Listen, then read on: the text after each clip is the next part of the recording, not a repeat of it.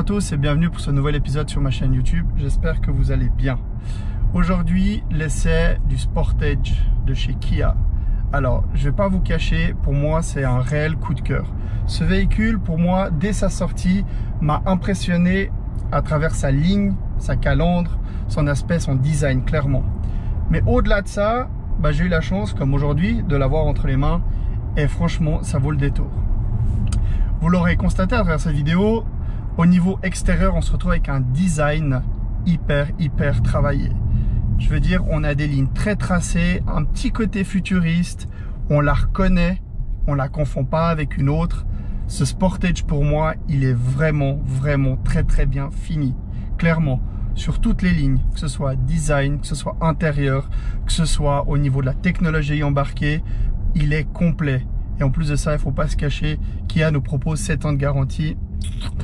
Ça fait réfléchir et je comprends bien. Du coup, aujourd'hui, j'ai avec moi le Kia Sportage, comme je le disais à l'instant. Le Kia avec ses 220 chevaux parce qu'il est hybride. Oui, il est plug-in celui-ci. Vous pouvez le recharger à la maison ou sur une borne, bien sûr. Niveau extérieur. Au niveau extérieur, il y a énormément de choses qui me plaisent. Il y a déjà cette phase avant avec cette très belle calandre que l'on voit qui a été très bien travaillée avec ce noir brillant, ce noir laqué. Avec ces optiques qui franchement ne peuvent pas être confondues avec une autre marque ou un autre véhicule. Je trouve vraiment la signature optique très bien réussie sur ce véhicule. Ensuite, on a cette ligne, on voit ces lignes sur le côté qui donnent l'impression que ça remonte vers l'arrière, qui nous amène justement le regard vers le spoiler. On retrouve un coffre qui est autour des 580 litres, ce qui me semble énorme, mais j'irai quand même contrôler, mais c'est ce que j'ai vu à premier abord. 7 ans de garantie, c'est quand même extraordinaire. Premièrement, ça montre la confiance de la marque dans sa gamme. Deuxièmement, se dire qu'on peut potentiellement prendre un véhicule en leasing pendant 3, 4 ou 5 ans et se dire qu'à la fin de son leasing, on peut encore mettre sur le marché de l'occasion un véhicule avec une garantie, pour moi c'est un plus. Ensuite, on se retrouve dans une catégorie de prix qui n'est pas négligeable.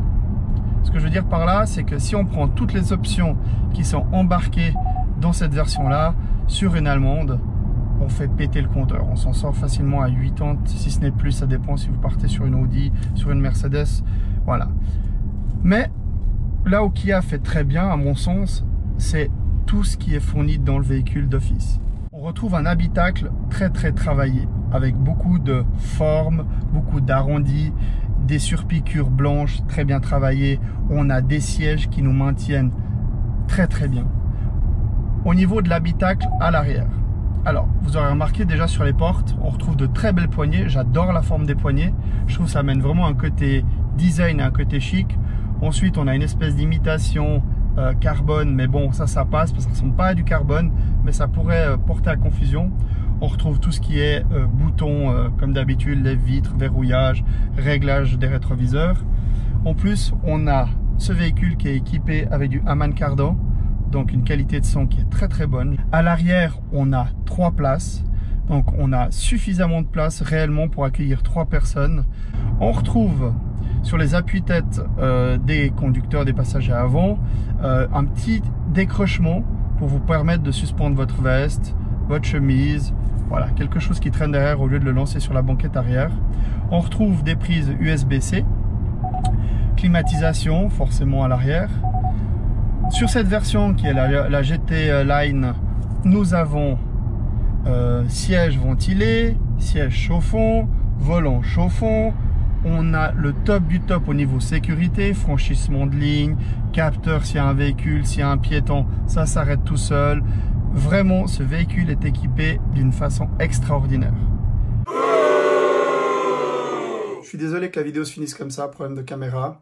Je tâcherai de faire beaucoup mieux à l'avenir, de faire encore plus attention. Comme vous le savez tous, je ne suis qu'un amateur.